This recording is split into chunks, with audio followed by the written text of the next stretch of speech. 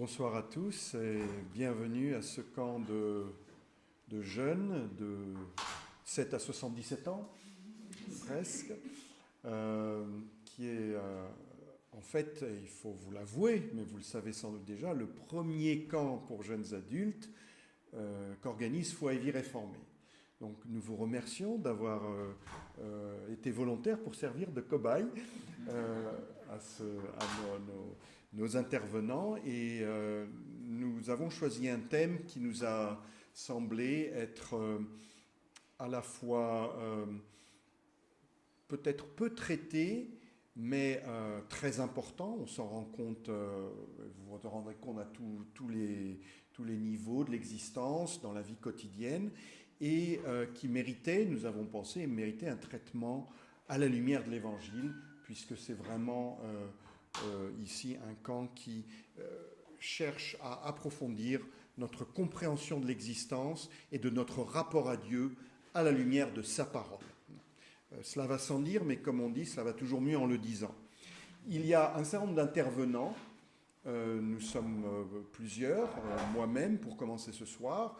Demain matin, Arthur que vous avez écouté déjà dans la lecture.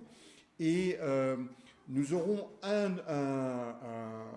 début d'après-midi un autre intervenant, Samuel Laurent, qui ne sera pas en présentiel, malheureusement, il n'a pas pu être avec nous, mais qui nous honore de sa présence par vidéo interposée et qui nous a préparé un exposé que j'ai eu le plaisir d'ailleurs d'écouter déjà hier soir, en avant-première si je puis dire, et je pense que vous trouverez très intéressant. Nous sommes heureux aussi dimanche matin d'avoir le professeur Donald Cobb de la faculté d'Aix-en-Provence, Jean Calvin, la faculté Jean Calvin, pour nous apporter une prédication. Nous remercions également Jérémy Dauchet, ici présent, frère de sa sœur, ici présente, et qui nous conduira dans une méditation et une réflexion dimanche matin, ainsi que le pasteur Xavier Lavie, qui viendra également demain matin. Alors, il est évident qu'avec tant d'intervenants sur un seul thème, vous vous direz, mais j'ai déjà entendu ce texte biblique, mais l'autre en a déjà parlé. C'est normal. C'est normal, simplement nous pensons et nous espérons que les éclairages des différents intervenants permettront de se compléter et d'enrichir, parce que l'Écriture sainte, je n'ai pas besoin de vous le dire, est d'une richesse telle, s'il n'y avait qu'un seul sermon sur chaque texte de l'Écriture, nous aurions un répertoire assez pauvre finalement. Et je me suis peut-être attribué, je vais enchaîner directement sur mon exposé, je pense que j'ai choisi la solution de facilité moi-même en vous présentant une introduction. Pourquoi la solution de facilité ? Parce que ça me permet un petit peu de toucher à tout et si ce n'est pas suffisamment en profondeur, je dis mais d'autres vont le traiter demain ou après-demain, donc ne vous en faites pas. Et en même temps, ça me permet d'être le premier à aborder un certain nombre de textes et de les présenter, et donc peut-être qu'après ce sont les autres orateurs qui disent ah oui mais ça a déjà été dit mais je vais le redire quand même. Donc c'est peut-être un peu la solution de facilité, mais dans le même temps j'ai pensé qu'il fallait nous pencher sur la question de notre identité d'abord par rapport à notre Créateur, parce que la question de l'ego, la question du narcissisme, la question des déformations ne peut pas se comprendre si on n'a pas un regard en premier lieu sur l'essentiel de notre identité en tant qu'être humain. Donc ce que je vous propose ce soir, c'est un petit parcours et un petit survol avec un certain nombre de textes bibliques que je lirai. Je me rapprocherai du lampadaire pour qu'on n'ait pas besoin d'allumer la lumière, et donc un survol biblique pour cadrer en quelque sorte, pour cadrer ce qui constitue la problématique que nous abordons. On ne peut pas parler des déformations si on n'a pas déjà vu quel est le cadre dans lequel nous existons et qui nous a été donné. C'est quelque chose qui est aujourd'hui, dans notre culture contemporaine, qui est rejeté, qui est même presque aboli. Nous n'avons pas reçu un cadre, nous dit-on, nous créons tout. Nous sommes les créateurs de notre propre cadre. Mais en tant que chrétiens ou ceux qui se disent et ceux qui se veulent chrétiens, nous savons que nous avons un cadre qui est donné. Ce cadre, évidemment, c'est celui de la création. Donc le schéma que j'entends suivre dans ma présentation, c'est un schéma très classique. C'est oui, alors d'accord, c'est en bas, oui, j'appuie là comme ça. J'espère ne pas me tromper, mais je ferai appel à tes bons services, Jackie, si jamais. Donc, création, chute, rédemption. Notre identité dans la création, qu'est devenue notre identité ou qu'avons-nous fait de cette identité qui nous est donnée dans la chute, mais quelle est la restauration de cette identité. Évidemment, encore une fois, les autres intervenants vont en parler peut-être beaucoup plus en profondeur et en détail que moi. Création, chute, rédemption. Je n'ai pas besoin de vous dire que le premier cadre, peut-être ce que je vais faire, Jackie, c'est que je préfère te demander de passer à la suivante. D'accord. Si tu veux bien.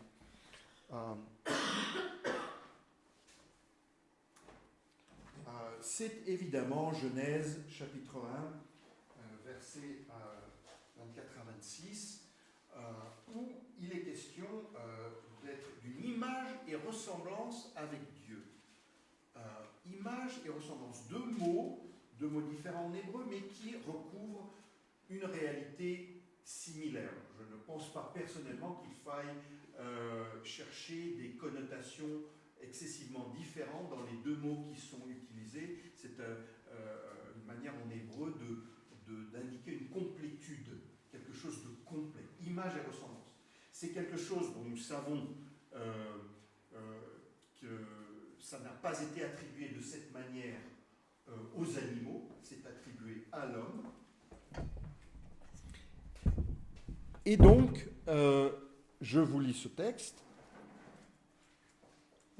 Dieu dit, faisons l'homme à notre image, selon notre ressemblance, pour qu'il domine sur les poissons de la mer, sur les oiseaux du ciel, sur le bétail, sur toute la terre, et sur tous les reptiles qui rampent sur la terre. Dieu créa l'homme à son image, il le créa à l'image de Dieu, hommes et femmes, il les créa.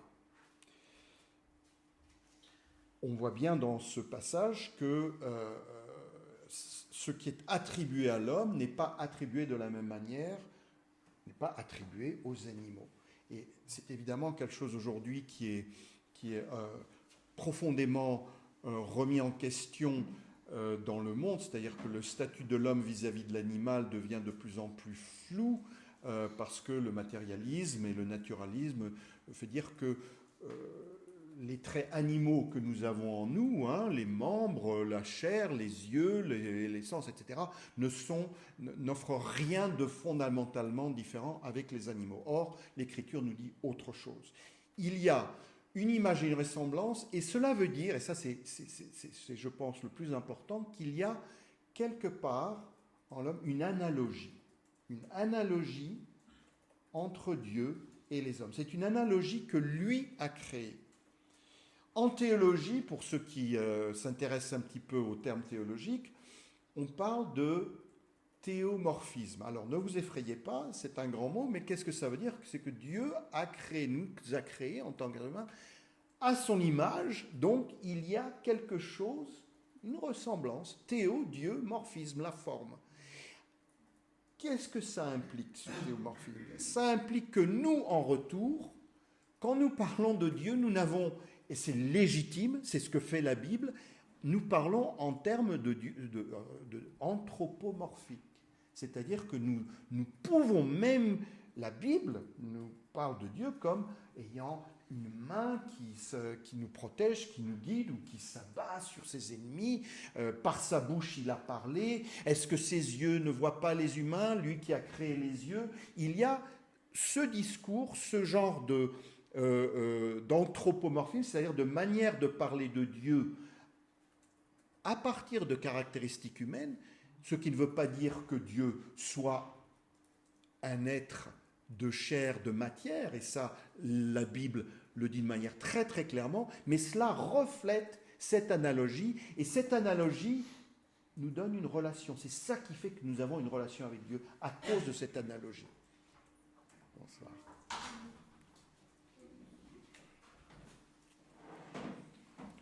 Et je vois que, bienvenue parmi nous. Certains connaissent déjà bien Calvin, j'ai pu m'en rendre compte au cours du repas. Et si vous avez pris la brochure de Foi et Vie Réformée que vous avez trouvée à l'accueil, eh bien, cette brochure, j'ai jugé bon de citer la toute première phrase de l'Institution de la religion chrétienne de Jean Calvin, parce qu'il nous dit quelque chose qui est fondamental, et je dirais même c'est tout le programme de l'Institution de la religion chrétienne, cet ouvrage fondamental dans le christianisme mondial, qui est reconnu comme tel sur les 5 continents. Il dit ceci: presque toute la somme de notre sagesse, laquelle, à tout compter, mérite d'être réputée vraie et entière sagesse, est située en 2 parties. C'est qu'en connaissant Dieu, chacun de nous aussi se connaisse. Alors écoutez bien ça. Qu'en connaissant Dieu, chacun de nous aussi se connaisse. Vous voyez l'analogie? Connaître Dieu, Dieu m'a créé à son image. Me connaître moi-même implique nécessairement connaître Dieu. À partir du moment où je ne connais plus Dieu, et dans la suite, Calvin va montrer que c'est Dieu qui se révèle à l'homme, dans la mesure où je ne connais plus Dieu, je ne me connais plus moi-même. Vous voyez, l'analogie a été quelque part détruite ou déformée. Et ça, c'est évidemment ce qui nous intéresse dans la question de l'ego, dans la question du narcissisme. Vers qui sommes-nous tournés? Vers qui cherchons-nous ou vers qui nous tournons-nous pour nous connaître nous-mêmes? Est-ce que ça devient un cercle vicieux ou est-ce qu'il y a cette perspective et cette analogie que Dieu a créée pour entrer en relation de manière spéciale, d'une manière encore plus spéciale qu'il n'entre en relation avec les animaux? Voilà donc ce qu'on peut dire sur cette image et ressemblance. Alors, il y a une chose, en théologie aussi, on parle des attributs incommunicables de Dieu et des attributs communicables. Alors c'est peut-être des grands mots, ne vous effrayez pas de nouveau, j'essaie d'être pédagogue, de bien expliquer. Les attributs incommunicables, c'est ce qui fait que Dieu est Dieu et nous n'avons, on pourrait dire, il n'y a pas véritablement d'analogie entre nous et lui à ces niveaux-là, parce que c'est ce qui fait qu'il est Dieu, être unique. Le fait, par exemple, que l'essence de Dieu soit une essence simple. Nous sommes, on peut dire, de manière très schématique, un composé d'une âme et d'un corps. Il y a ce souffle que Dieu a insufflé en nous, qui fait que nous avons un néphesh, le mot hébreu pour une âme, et un corps, nous avons un corps. Mais Dieu n'a pas un corps et une âme. Si nous utilisons le langage anthropomorphique, c'est par analogie, mais ça ne décrit pas essentiellement l'être de Dieu. Bon, il y a des attributs incommunicables. Son éternité. Bien sûr, nous sommes destinés à la vie éternelle, mais ça ne fait pas de nous des êtres qui nous resteront même dans l'au-delà, dans la vie après, nous resterons des créatures, dans un corps glorifié sans doute, mais nous resterons des créatures. Dieu est éternel en tant que Dieu, c'est un des attributs divins qui n'est en tant que tel pas communicable. En revanche, il y a des attributs de Dieu qui sont communicables. C'est ce que, par exemple, la sagesse. Nous avons, ou nous pouvons gagner une certaine sagesse. Que dit Calvin ici? Presque toute la somme de notre sagesse. Laquelle? Bon, c'est quelque chose qui appartient à l'être de Dieu, mais qui peut se refléter en nous de manière très imparfaite, je vous l'accorde.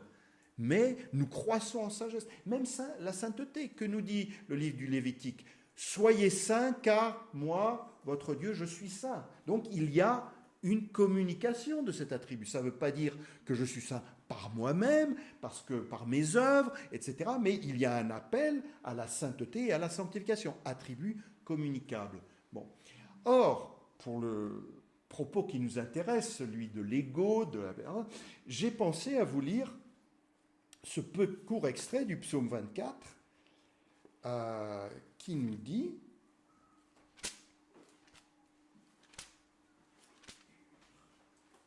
verset 4,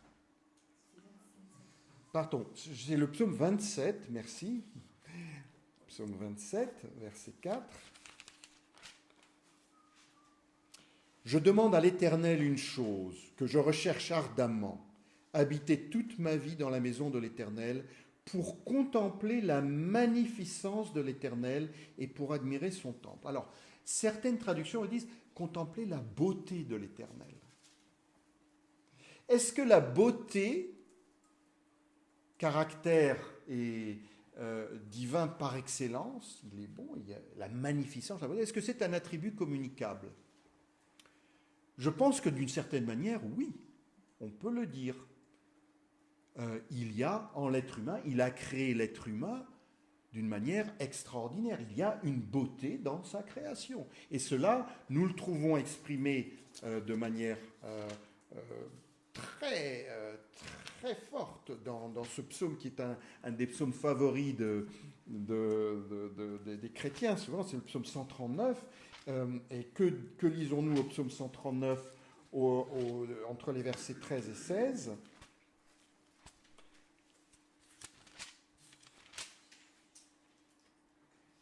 C'est toi qui as formé mes reins, qui m'as tenu caché dans le sein de ma mère. Écoutez bien, je te célèbre car je suis une créature merveilleuse. Tes œuvres sont des merveilles et mon âme le reconnaît bien. Mon corps n'était pas caché devant toi lorsque j'ai été fait en secret, tissé dans les profondeurs de la terre. Quand je n'étais qu'une masse informe, tes yeux me voyaient. Et sur ton livre étaient tous inscrits les jours qui étaient fixés avant qu'aucun d'eux existe. Je relis ce verset 14. Je te célèbre car je suis une créature merveilleuse. Tes œuvres sont des merveilles. Vous voyez comment le psaume dit « Je suis une créature merveilleuse parce que tes œuvres sont une merveille. » Et vous voyez, donc l'analogie, elle est bien là.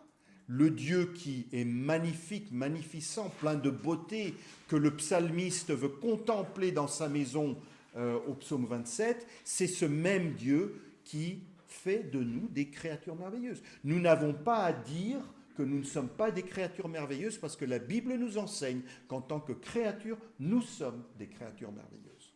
Et si nous allons parler de la question des déformations, nous ne devons jamais oublier ce plan et cette création parce que Dieu nous l'a fait contempler aussi.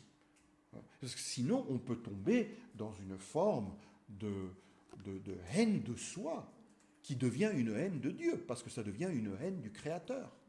Vous voyez ? Et ça, savez-vous, ça a été exactement le propos de la dernière religion de l'Antiquité qui s'appelait le gnosticisme. Le gnosticisme, les gnostiques, je ne vais pas vous en faire l'historique maintenant, mais on méprisait le corps, on méprisait la création merveilleuse de Dieu, et parce qu'ils ont vu que, c'est vrai, dans l'état où nous sommes, nous revenons à la poussière, il y a la mort, il y a les faiblesses, il y a tout ça, et ils s'en sont pris au Créateur en le considérant comme une forme basse, vile de la divinité. La divinité ultime ne pouvait pas avoir créé le monde et les êtres humains parce que la matière s'en va, passe, etc., etc. Donc, les gnostiques ont exercé, hélas, une trop grande influence sur le christianisme qui a pu mener à des déformations aussi. Mais le psaume 139 nous parle de nous d'une autre manière. Alors, que voyons-nous donc que les dons de Dieu en l'homme, dans sa création bonne et parfaite, sont toujours visibles.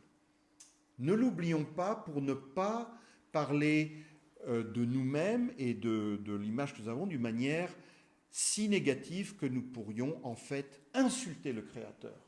Il y a toujours en l'homme cette étincelle divine. Moi qui je suis mélomane par histoire et par culture, je ne peux pas écouter certaines œuvres des grands maîtres de l'histoire, de la musique occidentale ou ailleurs, sans me dire mais nous avons des étincelles divines là. Dieu se manifeste même au milieu d'un monde en perdition.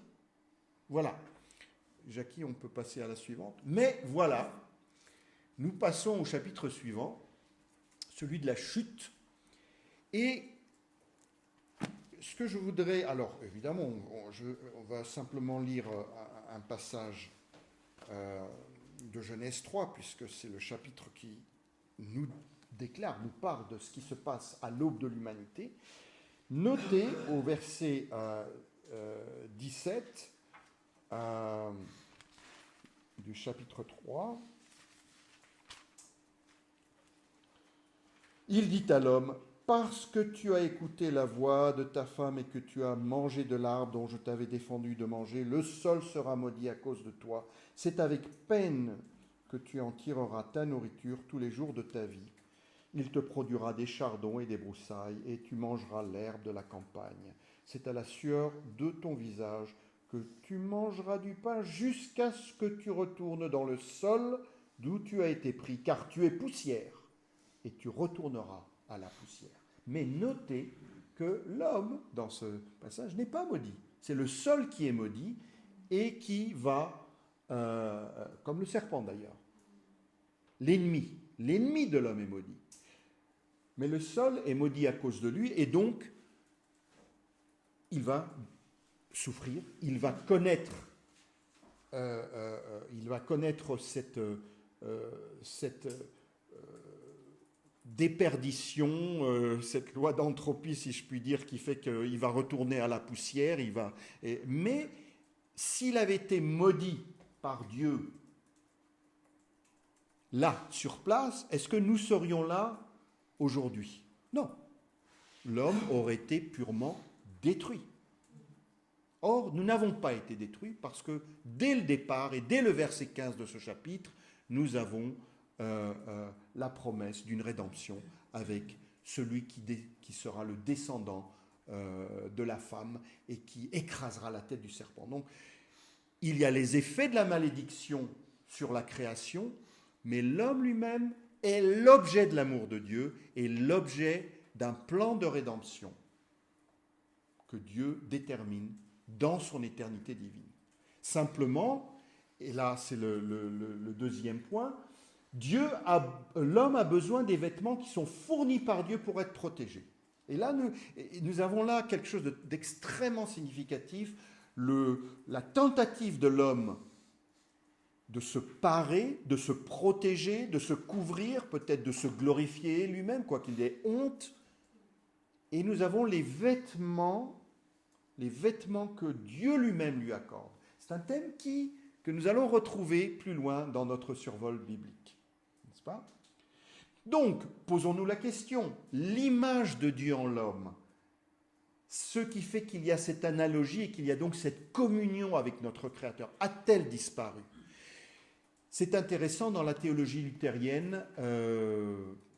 La théologie luthérienne a plutôt insisté sur une abolition de l'image de Dieu. Mais Calvin, et à la suite la théologie réformée, à sa suite, on dit non, elle a pu être, et elle est horriblement déformée. On peut dire que dans toutes les parties, l'homme, et quand on parle de la corruption totale de l'homme, ça veut dire que c'est dans toutes les parties de son être. Il n'y a pas une seule qui soit immaculée sur laquelle Dieu puisse aller s'appuyer.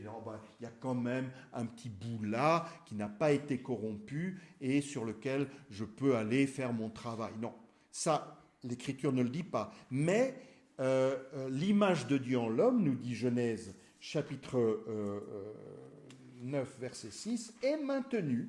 Elle est maintenue. que dit le texte? Même après la destruction de la plus grande partie de l'humanité avec le déluge, lorsque Dieu fait alliance avec Noé, il dit « Celui qui verse le sang de l'homme, par l'homme son sang sera versé, car Dieu a fait l'homme à son image. » Et lorsque nous lisons ceci en Genèse 9, verset 7, c'est l'insistance et la répétition que l'image de Dieu en l'homme, elle existe toujours, même après la chute et même après le déluge. Voilà. L'image de Dieu en l'homme n'est pas abolie, mais complètement endommagée, c'est-à-dire dans toutes ses parties. Dieu la maintient toujours par sa providence toute puissante. Dieu est en contrôle, il est souverain, son plan de rédemption a été mis en œuvre, mis en branle si je puis dire, et se poursuivra. Si on parlait de corruption absolue, comme certains le font à tort, ou comme on accuse parfois les chrétiens, ou en tout cas les protestants de le dire, ce qui est à tort, si nous étions absolument corrompus, cela voudrait dire que Dieu lui-même n'a plus de moyens pour nous sauver. Or, tel n'est pas le cas. C'est la raison pour laquelle distinguer entre une corruption totale, c'est-à-dire qui atteint toutes les parties, et une corruption absolue, ce n'est pas du tout la même chose. Nous parlons d'une corruption totale parce que c'est tous les aspects de notre nature qui sont infectés quelque part. Voilà. Mais, comme j'ai signalé tout à l'heure, et c'est pour conclure cette partie sur la chute, Genèse chapitre 3, verset 15, nous promet déjà un Rédempteur, juste après la chute. Donc, à partir du moment où Dieu nous promet un Rédempteur, il y a une espérance. Il y a une véritable espérance. Voilà. Mais maintenant, il nous faut nous tourner vers cette image déformée, car elle est désormais, à cause du choix adamique, du choix d'Adam, cette image est tournée vers elle-même. Le soi est devenu l'objet de l'adoration de l'homme et de son culte. Pourquoi? Parce que l'homme, le serpent, le tentateur, a réussi à graver dans le cœur de l'homme qu'il pouvait devenir comme Dieu. C'est-à-dire que lui, créature, pouvait obtenir un statut de créateur. Donc, mensonge, tromperie, illusion, mais qui ramène l'homme vers lui-même. Donc, nous ne sommes plus dans le cadre de ce que nous dit Calvin, qu'en connaissant Dieu, chacun de nous se connaisse, mais c'est devenu, qu'en me connaissant moi-même, connais-toi toi-même, et tu deviendras Dieu. C'est le thème de notre culture aujourd'hui, c'est le narcissisme par excellence. Je dois me connaître moi-même par mes propres moyens, sans outils ou révélations extérieures, et je m'élève à partir de là et je deviens mon propre Dieu. Donc, voyez comment cette question de l'identité faussée nous mène vers le thème qui est celui de notre camp ce week-end.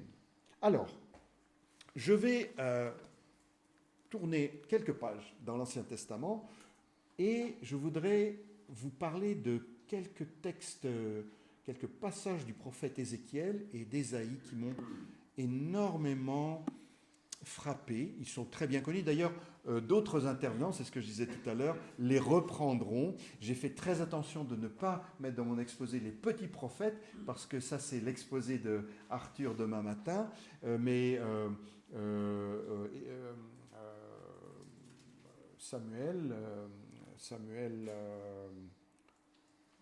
Laurent va nous parler de nouveau de ces textes. Mais laissez-moi vous introduire à ces textes de manière à réaliser plus en profondeur ce qu'est cette image déformée. Du prophète Ézéchiel nous surprend parfois de manière très très forte. En Ézéchiel chapitre 7, versets 20-22, nous avons un jugement Alors, est-ce que c'est un jugement sur les païens, les méchantes nations qui entourent Israël, peuple saint, consacré des... Non, non, non. Ézéchiel chapitre 7, versets 20-22, nous parle d'un orgueil et d'un narcissisme qui atteint le peuple de Dieu. Je vous lis les versets directement, à partir donc du verset 20. Ils ont fait leur orgueil de leur magnifique parure, et ils y ont fabriqué les images de leurs horreurs, de leurs abominations. C'est pourquoi j'en ferai pour eux une infection. Je la donnerai en pillage aux mains des étrangers, et comme butin aux malfaiteurs du pays, afin qu'ils la profanent. Je détournerai d'eux ma face, et l'on profanera mon trésor. Des bandits y pénétreront et le profaneront. De quoi est-il question ici? Du temple à Jérusalem. Parce qu'il a été souillé par cet orgueil, par ce narcissisme d'une religion. Parce que la religion peut devenir un sujet d'orgueil, de narcissisme, de culte de soi-même, de rite, d'une classe de prêtres ou de gens une classe sacerdotale qui s'élève au-dessus des autres, et ça devient une abomination aux yeux de l'Éternel. Que fait l'Éternel lorsque on profane son saint lieu? Il dit, des ennemis viendront le détruire, en emporteront les trésors. Et en fait, vous savez, quand vous lisez l'Ancien Testament, c'est peu après la construction du temple par Salomon, à peine une génération après, à cause du péché de Roboam,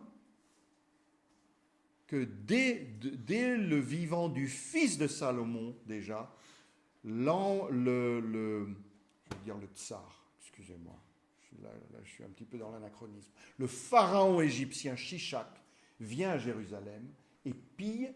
Et nous dit le texte dans 2 Rois, Shishak pille ou reprend tout ce qu'il y a dans le temple. Au point que certains spécialistes pensent que même il n'est pas impossible que l'arche de l'Alliance ait été prise, dérobée à ce moment-là, et non pas du temps de Nebuchadnezzar en 586 avant Jésus-Christ, parce que quand vous lisez le texte de la prise de Jérusalem, et je fais une petite digression là, vous m'excusez un petit peu, mais j'ai envie de le dire, il est fait mention des objets de bronze qui ont été pris par les Babyloniens, etc., mais il est dit nulle part que l'arche de l'Alliance a été prise et enlevée.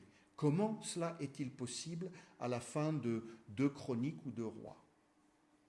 Très étonnant. Donc il n'est pas impossible qu'au cours d'un raid précédent, et qui sait peut-être, voilà. En tout cas, l'Éternel, si nous profanons le culte que nous lui devons, il vient démolir nos fausses religions.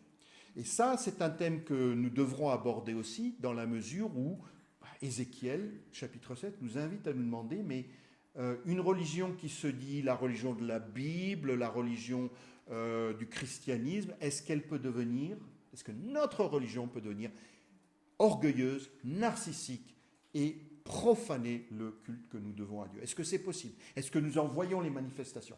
Ça pourrait être un thème pour notre table ronde demain. Un autre texte, alors absolument étonnant, c'est celui de Ézéchiel chapitre 28. Ézéchiel 28. Il faudrait lire, et je vous invite, ce sont des chapitres qu'on ne lit pas trop dans la Bible, mais lisez le chapitre 27 du prophète Ézéchiel d'abord, parce que c'est le jugement contre Tyr, la ville de Tyr, le prince de Tyr, mais le chapitre 27 nous présente un panorama de la vie économique et des échanges économiques de l'Antiquité, peut-être au 7e ou au 6e siècle avant Jésus-Christ, qui est extraordinaire. C'est comme on voit se dérouler devant nos yeux c'est comme si on lisait les Échos ou un journal, La Vie économique. Les mines, qu'est-ce qu'on extrayait comme métal, comment étaient faites les voiles des navires, le bois venait d'où, les étoffes étaient apportées par quels moyens, par qui, etc. C'est extraordinaire pour comprendre la vie concrète des peuples du Proche et du Moyen-Orient, comme je dis, à la charnière du 7e et du 6e siècle. Donc ça, c'est pour le chapitre 27. Mais maintenant, le chapitre 28 devient un acte d'accusation contre le prince de Tyr. Alors, s'agit-il uniquement du prince? Non. Le prince de Tyr est, en fait, il représente tout le peuple, toute la nation. Et si je vous lis quelques versets, versets 1 à 5, la parole de l'Éternel me fut adressée en ces mots. Fils d'homme, dis au prince de Tyr, ainsi parle le Seigneur l'Éternel. Ton cœur a été arrogant. Tu as dit, je suis Dieu. Voilà, nous sommes de retour à Genèse 3. Je suis assis sur le siège des dieux au cœur des mers. Mais toi, tu es homme et non Dieu, et tu prends ta pensée pour la pensée de Dieu. Écoutez ça. Et tu prends ta pensée pour la pensée de Dieu. Voici que tu es plus sage que Daniel. Rien de secret n'est obscur pour toi. Par ta sagesse et par ton intelligence, tu t'es acquis des richesses. Tu as acquis de l'or et de l'argent dans tes trésors.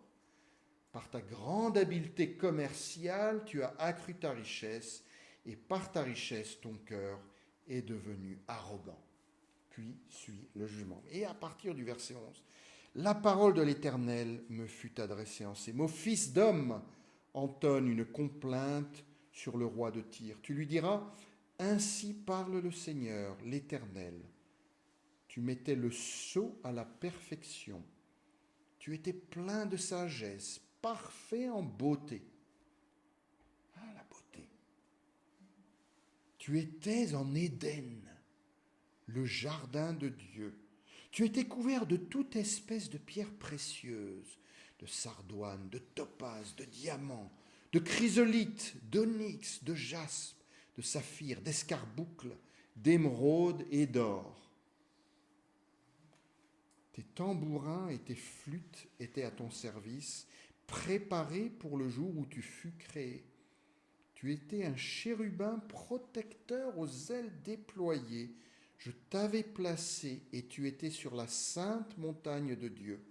Tu te promenais au milieu des pierres ardentes. Tu as été intègre dans tes voies depuis le jour où tu fus créé jusqu'à celui où l'injustice a été trouvée chez toi. Par l'importance de ton commerce, tu as été rempli de violence et tu as péché. Je t'exclus de la montagne de Dieu et je te fais disparaître, chérubin protecteur, du milieu des pierres ardentes. Ton cœur est devenu arrogant à cause de ta beauté. Tu as corrompu ta sagesse par ta splendeur. Je te jette par terre. Je te livre en spectacle au roi par la multitude de tes fautes, par l'injustice de ton commerce. Tu as profané tes sanctuaires. Je fais sortir du milieu de toi un feu qui te dévore. Je te réduis en cendres sur la terre aux yeux de tous ceux qui te regardent. Tous ceux qui te connaissent parmi les peuples sont dans la désolation à cause de toi. Tu seras un objet d'épouvante. Tu ne seras plus jamais rien. Poussière tu es, poussière tu retourneras. Alors, là, le prince de Tyr, c'est-à-dire toute la nation, cette nation qui s'est enrichie, qui fait du commerce avec toutes les autres, qui domine économiquement tout ce monde méditerranéen et au-delà, elle est comparée à Adam, le roi de la création au départ, et au sort d'Adam. Mais pour certains, ça va plus loin. Certains ont voulu voir comme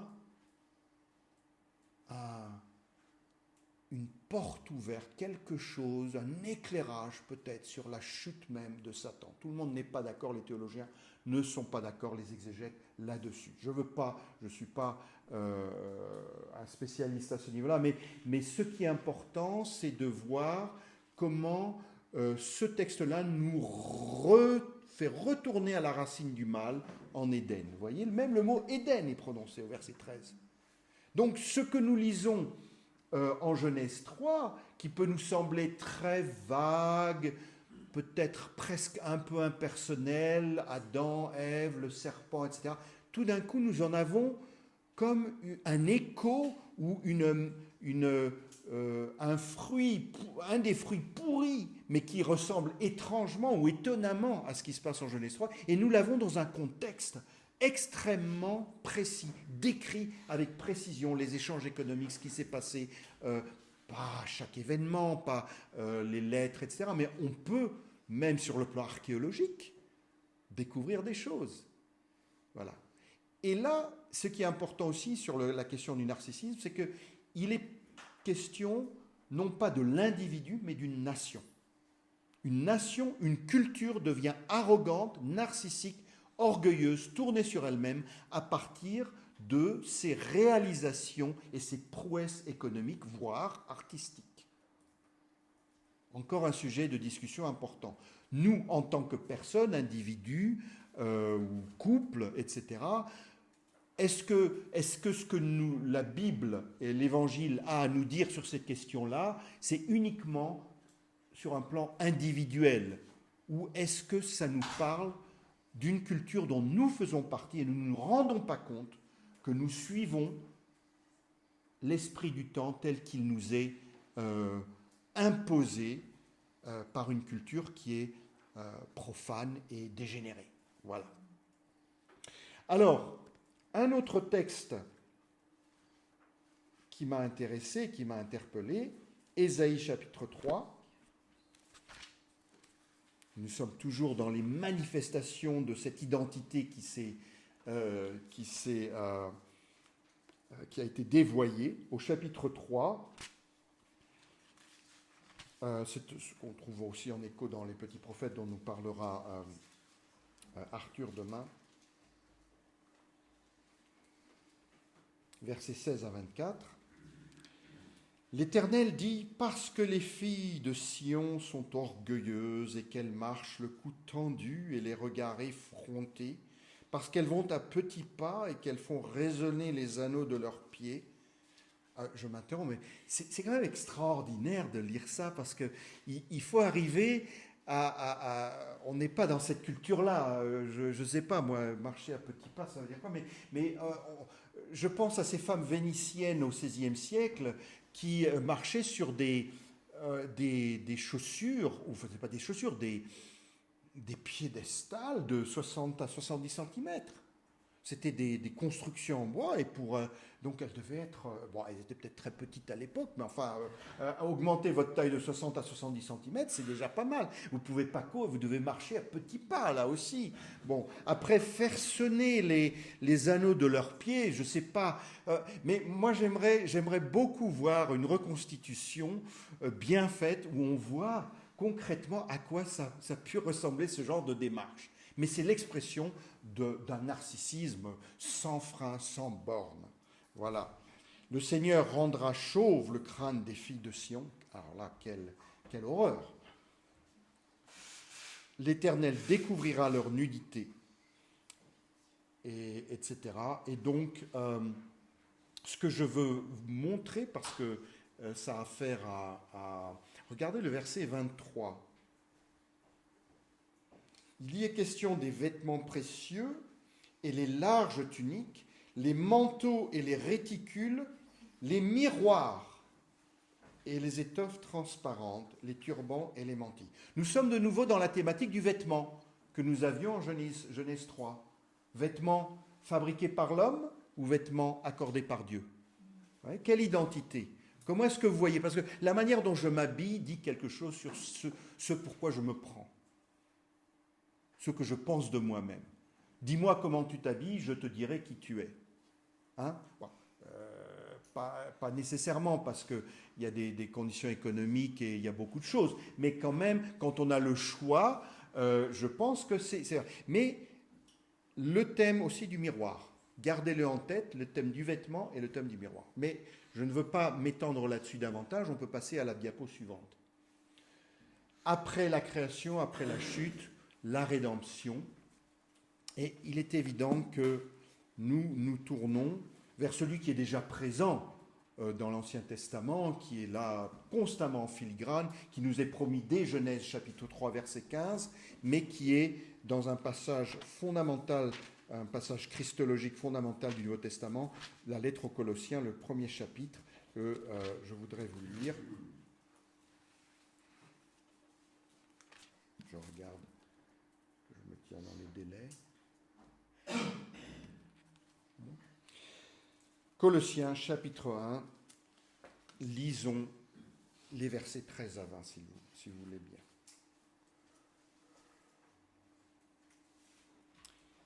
Il nous a délivrés du pouvoir des ténèbres et nous a transportés, c'est Dieu le Père, nous a transportés dans le royaume de son Fils bien-aimé, en qui nous avons la rédemption, le pardon des péchés.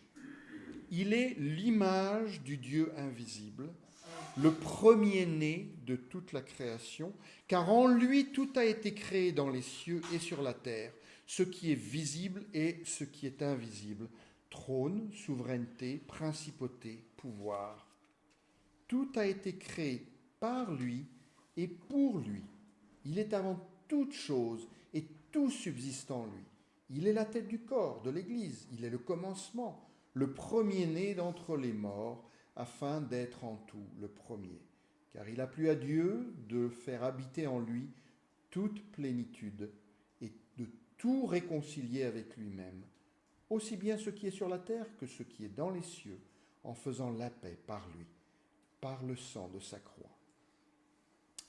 Verset 19, en particulier, il a plu à Dieu de faire habiter en lui toute plénitude et de tout réconcilier avec lui-même. Le Fils, c'est lui qui est le premier-né d'entre les morts, c'est lui qui doit être le premier en toute chose. C'est le thème qui va être aussi un peu le fil conducteur de notre réflexion au cours de ce camp. Le fait que nos yeux doivent constamment être tournés vers lui. Donc, ni moi, ni mon ego. Et un autre passage, évidemment, christologique fondamental, dans la lettre aux Philippiens, chapitre 2, de 5 à 11. Clément de Rome nous a déjà mis sur cette voie. Ayez en vous la pensée qui était en Christ Jésus, lui dont la condition était celle de Dieu. Il n'a pas estimé comme une proie à arracher d'être égal avec Dieu, mais il s'est dépouillé lui-même en prenant la condition d'esclave, en devenant semblable aux hommes. Après s'être trouvé dans la situation d'un homme, il s'est humilié lui-même en devenant obéissant jusqu'à la mort sur la croix. Et c'est à partir de là que Dieu l'a glorifié. Donc, oui, Christ, lui qui est le premier d'entre les morts, afin d'être en tout le premier, lui qui était avant toute chose, parce qu'il est, moi je suis, ego eimi en grec, moi quand Jésus dit moi je suis, c'est une expression d'attribution divine à lui-même. Hein. Donc il est, je suis, éternellement, il est le premier, mais il devient aussi le premier-né d'entre les morts, afin d'être en tout le premier. Et en même temps, s'il est le premier-né d'entre les morts, c'est parce qu'il s'est donné à la mort lui-même. Et là, nous voyons dans Philippiens, c'est ce que j'appelle l'anti-narcisse.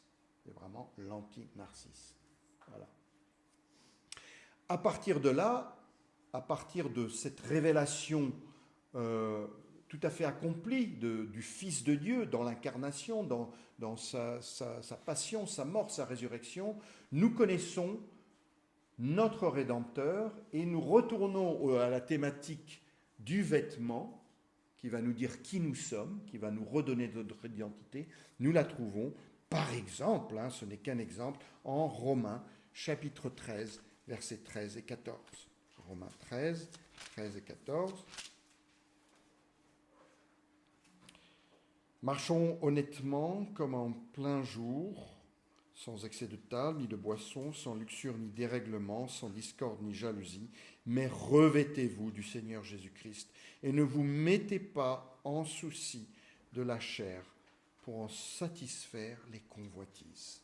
Voilà. Revêtez-vous du Seigneur Jésus-Christ, celui dont il a été question, l'anti-narcisse, lui qui est le premier, d'abord dans son éternité avec le Père et l'Esprit Saint, et qui est le premier-né d'entre les morts, afin d'être en tout le premier. C'est lui que nous revêtons pour retrouver, lui le nouvel Adam, pour retrouver cette image reformée à la lumière de ce que Dieu veut faire de nous. Voilà.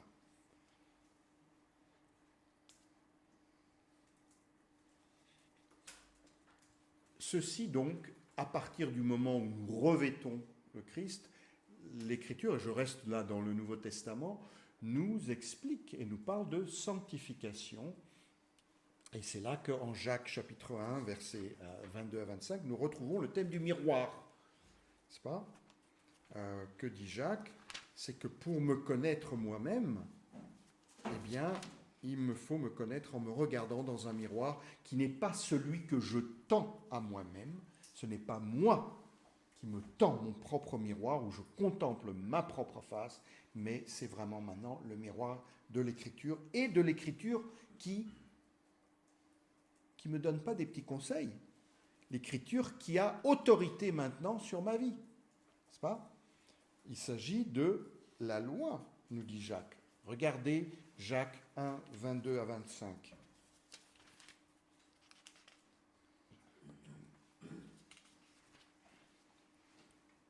Pratiquez la parole et ne l'écoutez pas seulement en vous abusant par de faux raisonnements. Car si quelqu'un écoute la parole et ne la pratique pas, il est semblable à un homme qui regarde dans un miroir son visage naturel et qui, après s'être regardé, s'en va et oublie aussitôt comment il est. Mais celui qui a plongé les regards dans la loi parfaite, la loi de la liberté, et qui persévère, non pas en l'écoutant pour l'oublier, mais en la pratiquant activement, celui-là sera heureux dans son action même. Voilà. Il y a donc un commandement qui est « Regardez-vous maintenant dans le miroir parfait de la loi divine ». Cette loi, c'est celle que Christ a accomplie. Et Christ devient notre loi. Il n'y a pas d'antinomie entre Christ et la loi. Il nous délivre de la condamnation d'une loi que nous ne pouvons pas obéir, mais il devient, à partir du moment où nous revêtons Christ, Christ devient notre loi. Voilà, donc c'est le vêtement que nous portons en premier lieu. Maintenant, dans le processus de sanctification, nous regardons, nous comprenons l'esprit du temps, nous comprenons la nature de la tentation, des tentations. 1 Jean, chapitre 2, 15-17. 1 Jean 2, 15-17. N'aimez pas le monde, ni ce qui est dans le monde. Si quelqu'un aime le monde, alors le monde, c'est le monde tel que Satan nous le présente. C'est le monde avec ses tentations. C'est le monde à la lumière, une lumière déformée de celui qui est un ange de lumière, mais d'une lumière qui est déformée elle-même. Il se déguise en ange de lumière. Donc, c'est ce monde-là dont il est question en 1 Jean 2, verset 15. N'aimez pas le monde, ni ce qui est dans le monde. Si quelqu'un aime le monde, l'amour du Père n'est pas en lui. Car tout ce qui est dans le monde, et là il va décliner la convoitise de la chair, la convoitise des yeux et l'orgueil de la vie, ne vient pas du Père, mais vient du monde. Et le monde passe, et sa convoitise aussi. Mais celui qui fait la volonté de Dieu demeure éternellement. Là, vraiment, c'est un avertissement très très fort à bien comprendre ce que c'est que la convoitise du monde, la convoitise des yeux. Il y a une sorte de fierté, ça m'appartient, je peux l'atteindre, je peux l'avoir, j'en suis le maître, je vibre à ce que le monde, au son de ce que le monde me proclame, ou de sa musique à lui, si je puis dire. Et là, il y a une séduction, il y a non seulement une séduction, mais il y a un germe de mort. Parce que quand Jean nous dit « mais celui qui fait la volonté de Dieu demeure éternellement », ça veut dire celui qui ne la fait pas ou qui ne se veut pas s'y soumettre n'a pas accès à la vie éternelle. C'est aussi clair que ça. Je ne vais pas, parce que je sais que ce sera repris dans le texte parallèle de Matthieu, reprendre Marc ou vous lire Marc 7, 21, 23, mais Jésus nous parle aussi ici de ce qui est la convoitise, l'orgueil, tout ce qui est la racine du mal. Où se trouve la racine du mal? Non pas le fait que je ne sois pas laver les mains avant de manger, mais ce sont les mauvaises pensées qui viennent du cœur. Je ne vous lirai pas non plus, vous la connaissez, la parabole du semeur et en particulier le verset 22. Que sont ces épines dont il est question dans le troisième sol sur lequel le semeur a semé la semence, les épines, les chardons? Quand est-ce que notre propre image, notre propre ego étouffe-t-elle ou étouffe-t-il, l'ego, la parole et la rend-elle infructueuse? Est-ce que nous nous posons la question? Il est question dans le texte, c'est vrai, des richesses du monde, mais pas seulement. Il est question aussi de la convoitise du monde, c'est-à-dire d'autres aspects. L'aspect matériel au sens d'affluence et de richesse, de possibilité d'avoir ceci ou cela, c'est un instrument, mais plus loin que ça, il y a peut-être notre image de nous-mêmes qui devient l'épine que nous arrosons, le chardon que nous arrosons quotidiennement et qui lutte et qui empêche la semence de pousser véritablement. Voilà.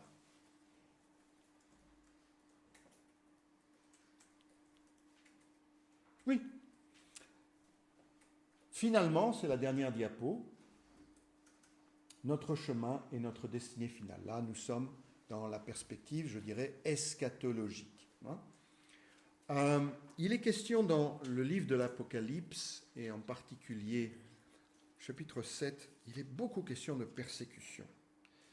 Je n'ai pas besoin de vous dire à quel point c'est un thème aujourd'hui dans le monde.